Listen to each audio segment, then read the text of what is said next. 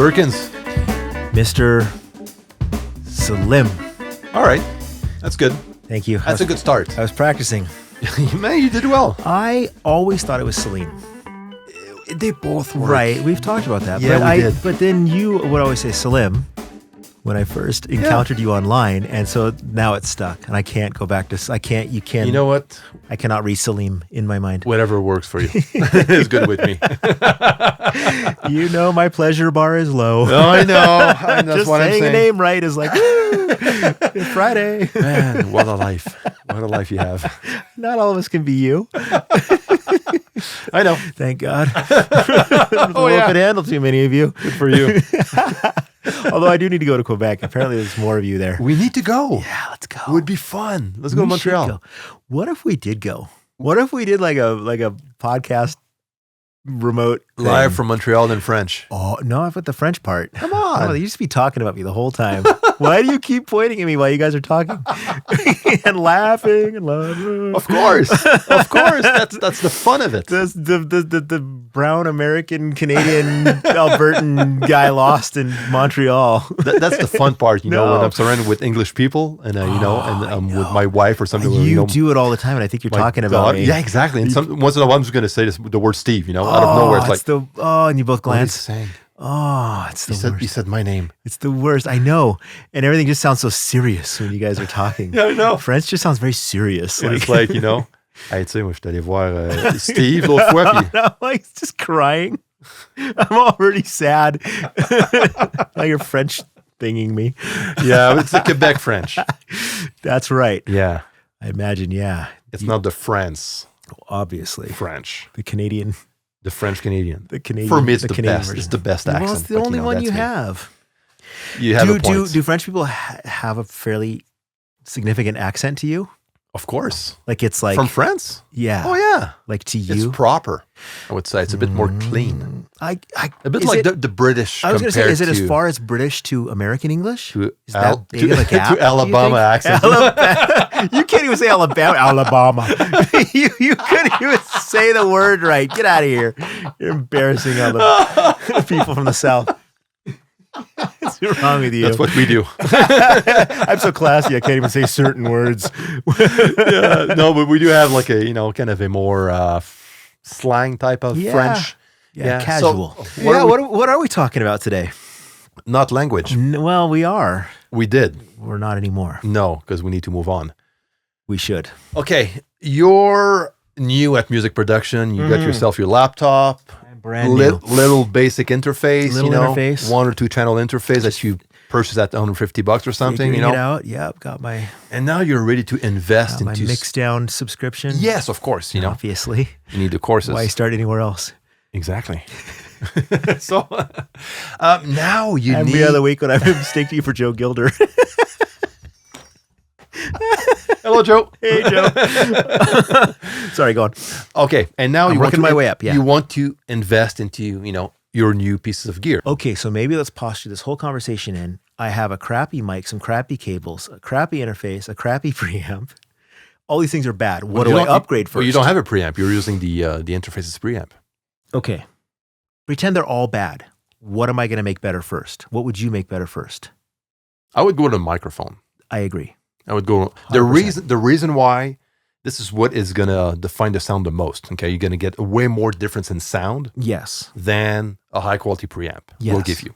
Yes. I would go with that first. Bad microphone into a good preamp is still a bad microphone. It's still a bad sound in the end. Right. Okay. Right. But a good microphone into your $150 interface. Yes. It's gonna sound great. It's You're gonna sound better you're than a gonna be cheap. fine. Of course. Yes. This is what I would go. I would invest into first. Okay, so you are me, and you're just starting out.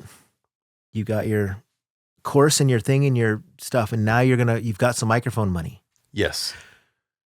How much microphone money do I need to borrow from my mom to get into the microphone game? So, Ish. yeah, if you borrow from your mom, She's a nice lady, and she's been saving up for this.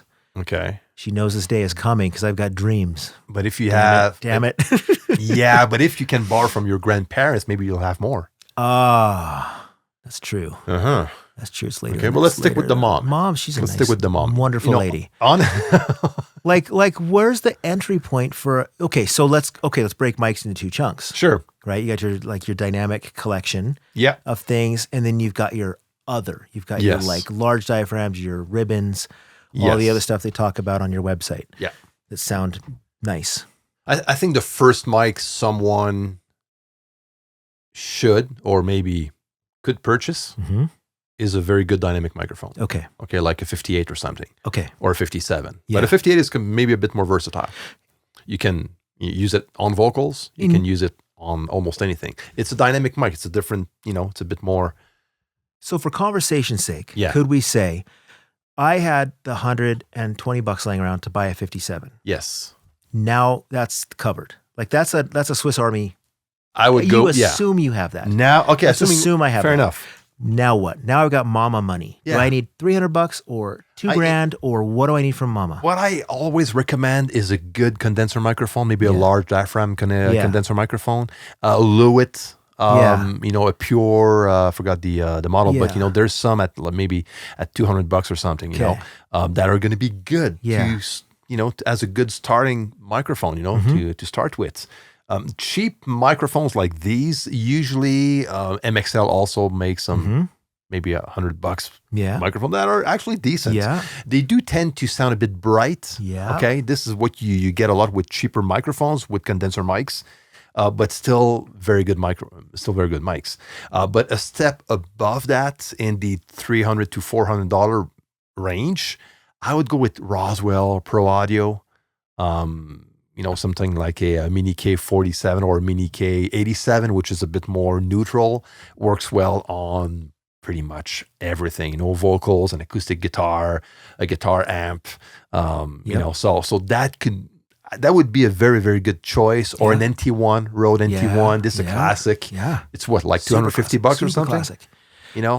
Same thing. It's a large diaphragm, cardioid condenser mic. Yeah. Works well. It's a classic for vocals. It's been around like since forever.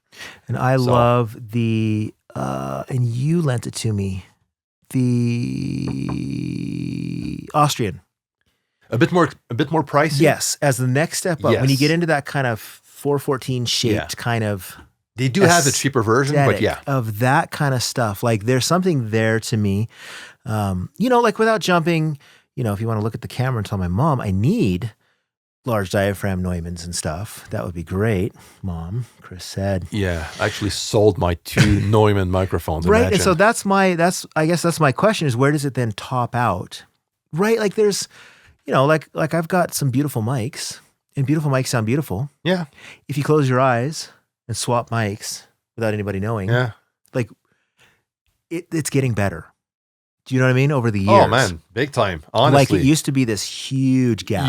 For sure. Between Not like anymore, you've got a man. 57 and you've got a $5,000 mic. Not anymore. And there's not that stuff in the middle that now just tucks right in there. Honestly, people I know that still invest into like expensive mics like Neumann or these types of microphones, they have commercial studios. Yeah. And if they list that on the website, they're going to rent the space. That's a very good point. So, and they don't lose value most of the time. So it's an investment. Sometimes they even gain value. So it's kind of a friend of mine in Montreal. Yeah. That's his mindset. Yeah. So he invests into like, I have a couple of these friends too. yeah, Neumann mics. And, you could buy like a 15,000 microphone. Like He doesn't care. mic pairs. Yeah. And that's just kind of part of his retirement fund or something, So he's going to get his money back even more because these little like old vintage gear are going to gain value over time. Okay. So, but that's something else, That's but a whole now different thing. let's get back to the initial question about, okay, what is next? What is available out there that sounds good, that could give you a very high quality result? Yes. Like we named earlier, we're talking about the NT1, talking about the Roswell Mini K87, for example, or the 67, which like below under $500, there's a lot of selection. All right. So my mom gives me 500. Mom's feeling crazy.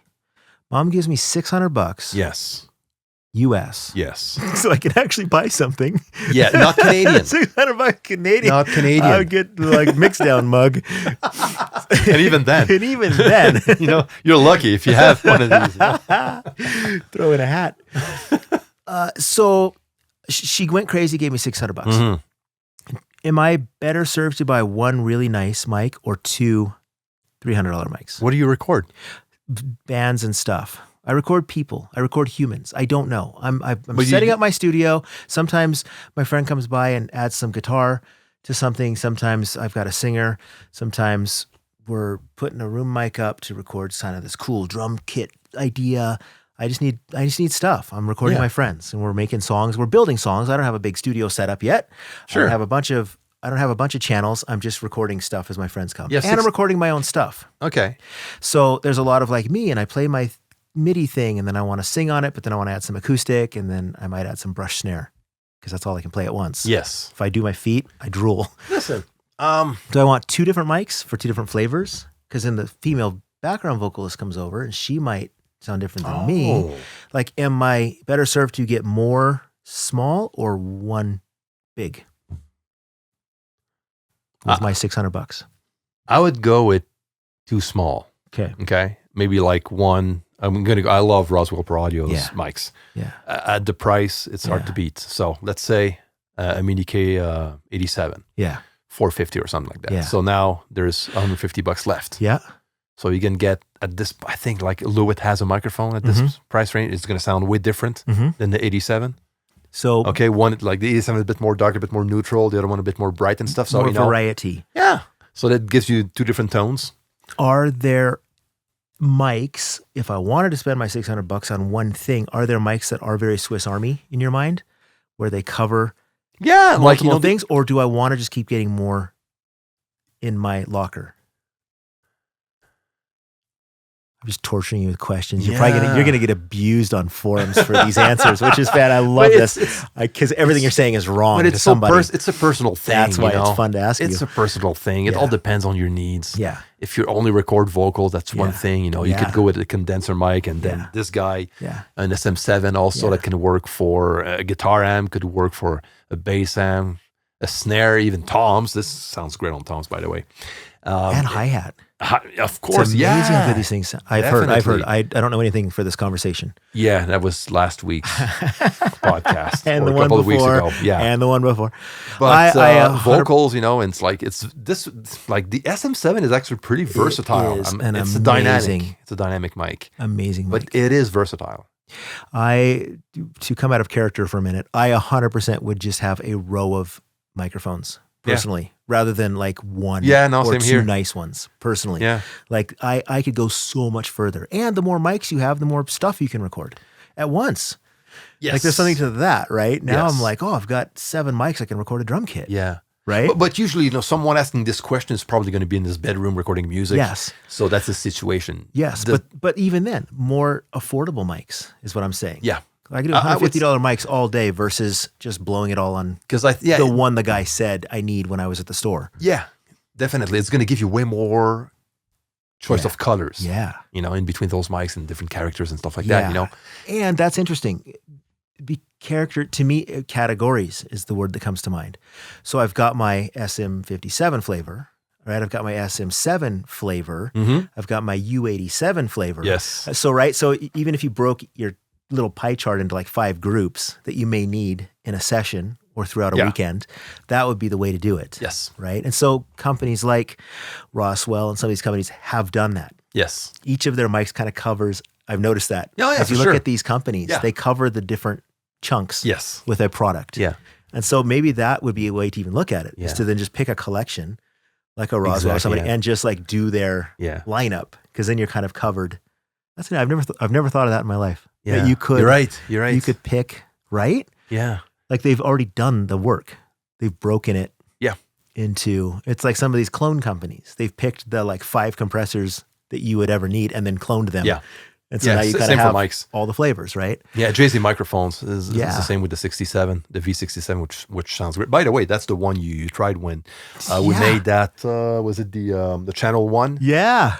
Mark III video. So you used the Roswell and you also used the V67 by Jay-Z. Yeah, I remember. And you really loved I did on your voice. I think the Jay-Z was like I wrote a hit song that weekend. I remember. I know, it was amazing. It was amazing.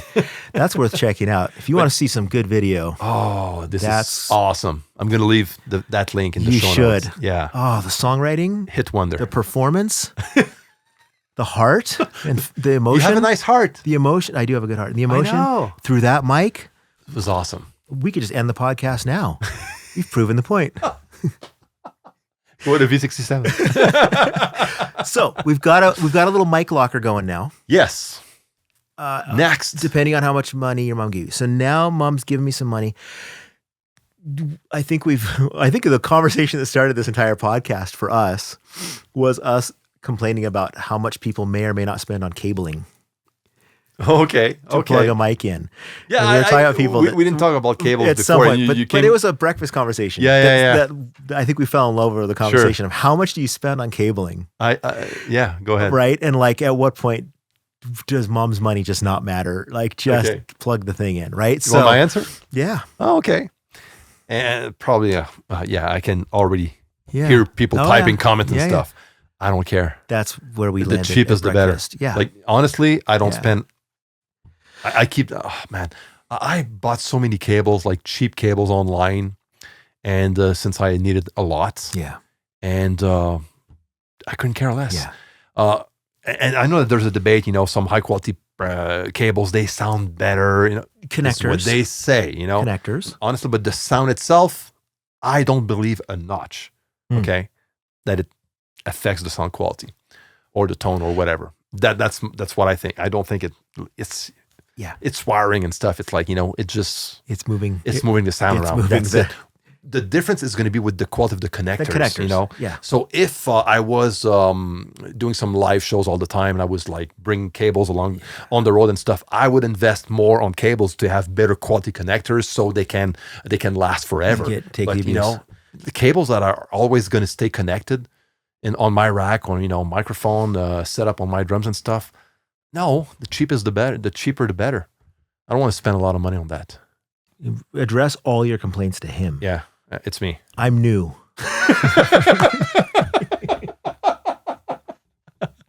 Oh, I'm gonna get sued by Mogami. Oh, you are. So we've gone from the mic through the cable, and now I've hit my preamp phase. Yeah. Listen. Okay. I'm listening. There's nobody else talking. But honestly, I love a good sounding preamp. This is how I was raised into the music production thing. Because one of the first investment I made, apart from the mic, just a good preamp. And I went with the Drummer 1960. And I bought it on eBay from a guy living in Texas back then, and that was back in 2004 or something. And prior to that point, I just rented a lot of gear. So I always worked with high quality gear from day one, renting like Neumann mics and all that good stuff, but renting.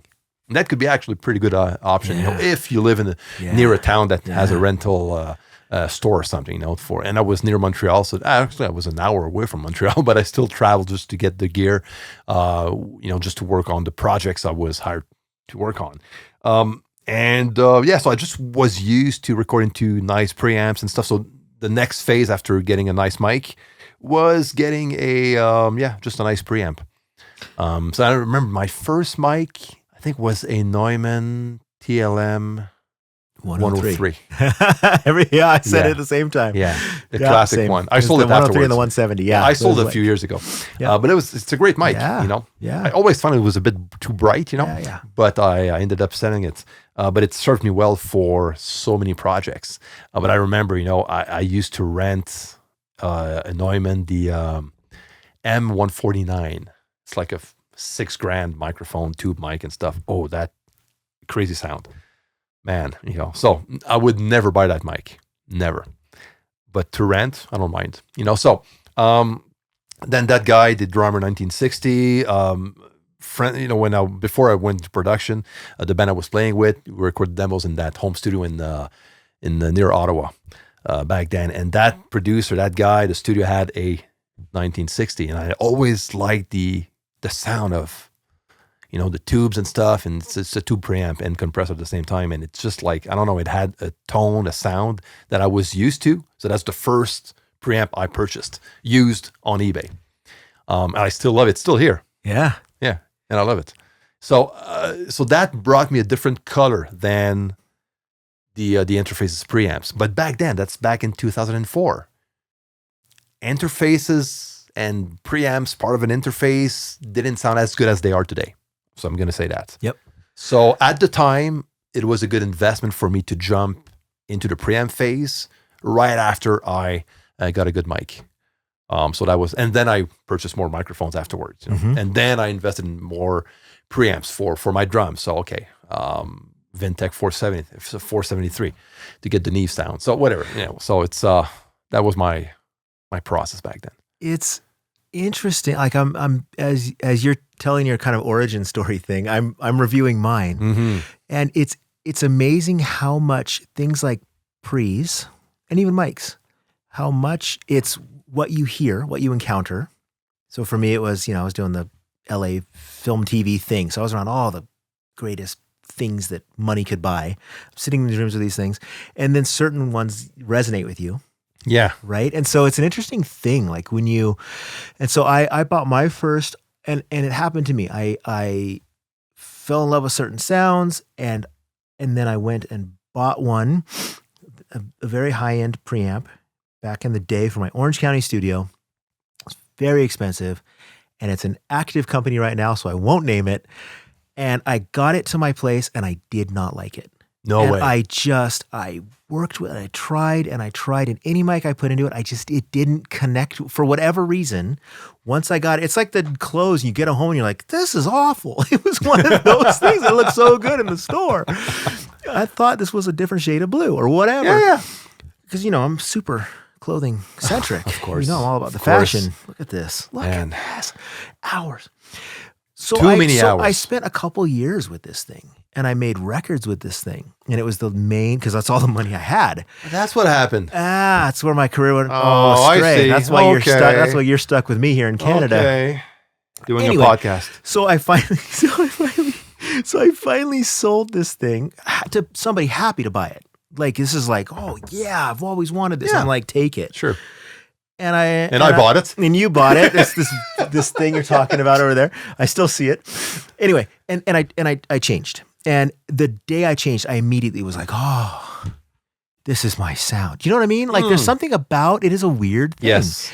And one guy's thing is not my thing, and vice versa. Like, I might trade with you, and you'd be like, ew. Yeah, I know. Yeah. And it's really weird. So all that to say, to your point of renting and trying things, it's super important. And even then, if you have the chance, it's awesome. I did try it, and I brought it home, and I didn't like it. So there's something even there, right? So all that to say, there's no right answer. No. And there's preamps that are $300 that I hear are fan-freaking-tastic. Yeah. Amazing. And then I'm plugging into these $7,000 things, and I'm like, meh, all the time.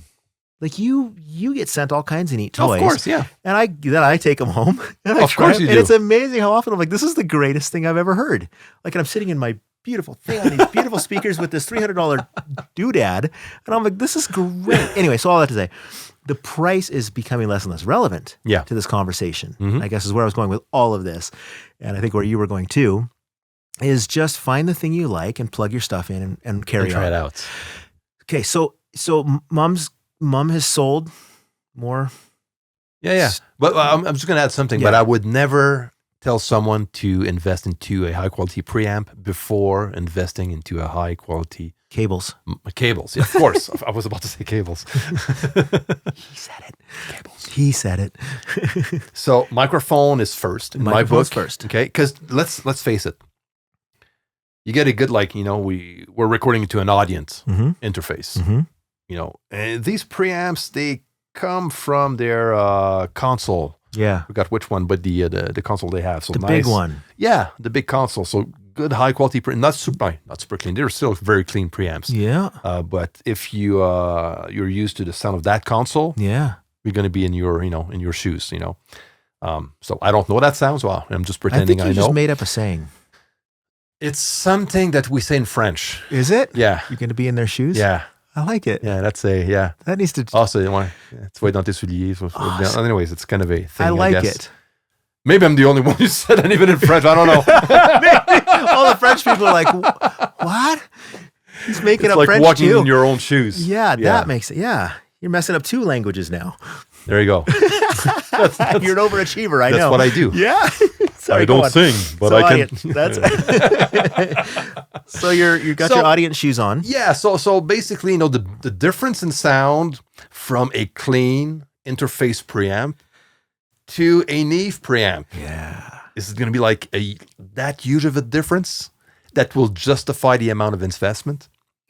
So, I think there's going to be like way more difference in tone and sound, right, with a good mic, or several different mics, than going from an interface preamp to a Neve or an API preamp. Since we're I'm not saying there's no difference in tone. Correct.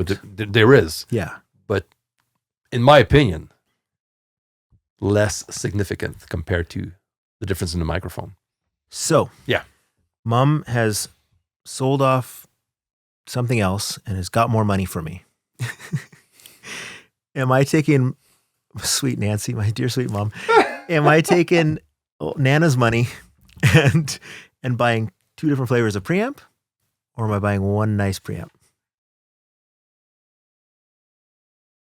Again, it depends what you're doing. I would start with just one preamp. Okay. I'm just a guy. I'm recording my own songs. Just in my go room. with one preamp for now. Then, depending if you're a drummer. That's a whole other thing. But I'm just a guy. Yeah. I'm just getting started. Yeah, go with it. I got my few little mics now, and I got my one good pre. Yeah, decide you want something a bit more clean, a bit more colored, Yeah. And some of them are really good now at transitioning. Yeah, of course, yeah. From clean to colored. For sure. As you push them. Yeah. I noticed that. That's somehow very capable now. And if you're ready to invest, put in a bit more dollars, I would look for a preamp where you have... Could you talk to my mom here? This is her money. okay, Steve's mom? Yep, Anna. Listen. Her hearing is amazing. Problematically bad, even at her age. It's bad. Try to go for, and this is what I would do. I would go for a preamp that I have control over the input level and the output level. So I can drive the preamp a bit, and get the different color. The more you drive it, the more you have a bit more color coming out of the circuit and stuff. Yeah. Okay. So now, a bit more light saturation, and stuff like that. So now our preamp is or isn't part of the interface, but now the interface comes into play. Okay. The quality of the interface. So for conversation's sake, because the main I imagine or I see as a beginner, as I'm looking around and reading my forums, is that a big price point on the interface is preamps. If I've got an 8 pre interface, that same technology in a box this big with one pre suddenly goes from $100 to $1,000, right? So if we take the pre's off, right, or whatever, or if we just got one preamp or whatever, am I spending a lot on an interface to get sound into the box? Now, some will argue that, now you're talking about interfaces at this point. It's going to be converters. Okay, so is it going to be the quality of converters more than, Yes. So that's a good question. I think in today's age, the converter chips are cheaper than they used to. And we talked about that on one of my videos, I don't think it matters that much, as much as it did 10 years ago, 15 years ago. Okay. Now we can get like a decent interface with good quality converters. For nothing. Because you're buying the pre's. No, a lot of times, I'm saying. So it's like this Audient box. All the pre's are what really drive it up. And the features of the dim buttons and the control room buttons and all the other things besides the little, it happens to convert. Exactly, yes. Right? There happens to be a hole to go into your computer amongst all the other holes in the back. And it does the job pretty well as far as conversion goes. It's high quality. It's like lots of range. It's like, that's all you need. Yeah. So, I wouldn't invest into an interface just because of the converters, saying that, they're high quality converters. I think it'll, I would look for an interface according to my needs as far as input goes. Like if you're a drummer, you're going to need more inputs. Yeah. So this guy, we're into the ID48. So it has 8 preamps. That's perfect for a drummer. If you're just a singer-songwriter, there's no need to get to invest into an interface that has so many preamps. I want to use all my mics at once. When I sing. When I sing. I won't find them all. Yeah. But And then there's also the latency issue when you want does the interface has a DSP chip also to monitor straight with plugins like UAD has, without any latency. So that all those are the kind of features I would look for in an interface more than the quality of conversions and converters. And now it seems that a lot of the interfaces are the control room. You know what I mean? It's like my monitor controller and my talkback button and it's all in the same little desktop box. Yeah.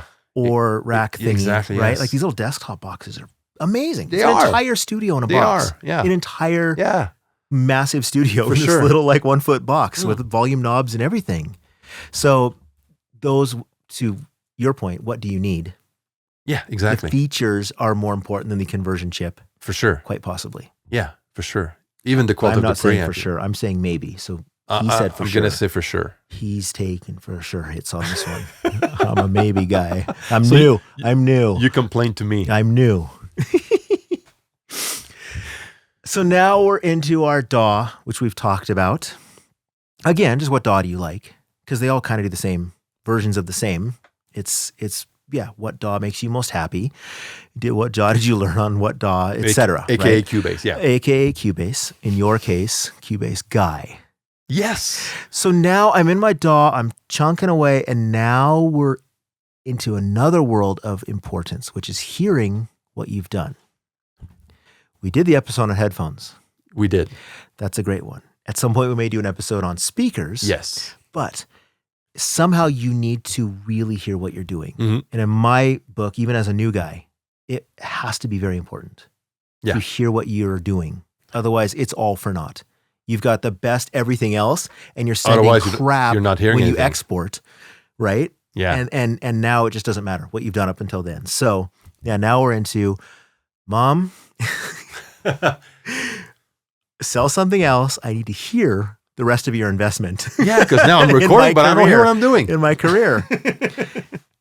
And then we get into room acoustics, and we go down that rabbit hole, right? Yeah, again, it depends on your situation. Yes. If you're in the bedroom, in an apartment, maybe a good set of headphones. Is going to do the trick. And you don't need to spend a lot, There's a lot of good headphones in, under $500, that are going to do the trick for lots of tasks you're going to do in the studio. It will get you through the battle. Yeah, and I would start with a closed back headphone because you're going to be recording. Yeah, usually, if you record vocals, don't go with with an open back headphone. Yeah. Go with the closed back headphone. That's true. Okay, so, and those can you can buy those at $150. Yeah. And as your needs grow in any of these areas, that's when you start investing on a bit. things. Yeah. If you're recording really high quality singers, and you've got one client that's or whatever. That's your next purchase is their microphone. Exactly. You know what I mean? It's that. And that's how I did it. I literally just chased. Yeah, of course. Back when I started last week, I started chasing jobs. But you've come from long. And then people are paying you to mix a lot. So now you need better, because you can go all the way up to Odysseys for your apartment headphones, right? So things can go as far as you want. If you're recording orchestras, you're a different microphone setup than somebody else. And so it's an interesting. Now you're in the game, and that was a busy week for you. That was a busy week. That 1 week, man. For a first week, I was busy. Dude. It's almost like it was 25 years ago. Guest prize and everything. Wow. It was almost like I was 19. At the same time, how far can you go before you start really investing? You can go far. So your MCC crew, some of these guys are sending mixes in that are hurting my brain. And then we're like, what'd you do it on? And they give you their gear list. And you're like, this is fantastic. Yeah, it was positive, by the way. Yeah. Yeah. It's fantastic. Some of this stuff. Yes. It's amazing. Yeah. And these are people that are just learning their tools. Yeah.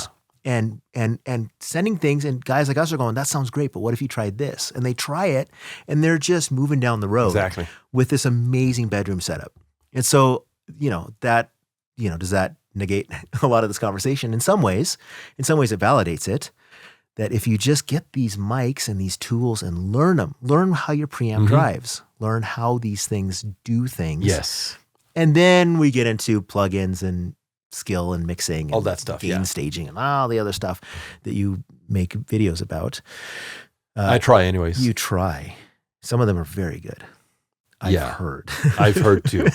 And some of them, but we'll pass. Some of them are questionable. The ones where I show up.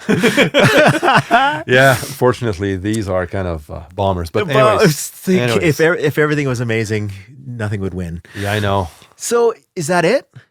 Have we covered the journey? I think so. Can I say one thing that I've learned in my recent week of learning all this, which is the source of your advice is really important. And if I go on the internet and say, hey, I need a new microphone, like the world is going to rain down on me. Everything from you need this $40,000 matched pair of U67s from 1901 all the way up to just do it on your MacBook, Mike, right? And everything in the middle. So there is something about the source of information that I've learned is super important. And if you find, in my case, I've got my sales guy that I know and love in the States, and he I just go, here's what I'm trying to do with this. And he's just like, all right, here's everything that's come in the last year. And I've tried them all, and here's what I think. Trust me. And if you don't like it, send it back. And there's something to that. When the guy goes, trust me. And so there's something to, a group like yours or something where you can kind of speak to a group of people and they go, oh, I did the same even on these MCC things. Yes. Where somebody's like, man, I tried that and I put my bass into this and did this. And the guy's like, I have the same thing. I'm going to try that. And so there's something to, anyway, all that to say, sourcing info beyond us going, I don't know, is really important. Oh, for sure. Definitely. And there's also a resource website, the Audio Test Kitchen. Yes. For microphones. Where you can actually hear them. That's very well done. It's super cool. Yeah. Super cool. That's from our good friend Alex. Hello, Alex. I don't know Alex, but hi. You met him at NAMM. NAMM. To meet you. Nice to meet you again. I met so many people at NAMM. I'm always so confused at NAMM. But it's a crazy website. You go there, you can test a bunch of microphones. So there's a technology behind it. I'm not going to talk about that, but basically you can test out an NT1 mic versus a TLM 103, a Neumann. And then on the same vocal, it's cool. I see the name everywhere. It's cool. Every time I'm on a forum, they're like, go here and try it. Yeah, and I just forget. So at least it gives you an idea on how these microphones are going to sound like, So that's it. That could be a good way to start.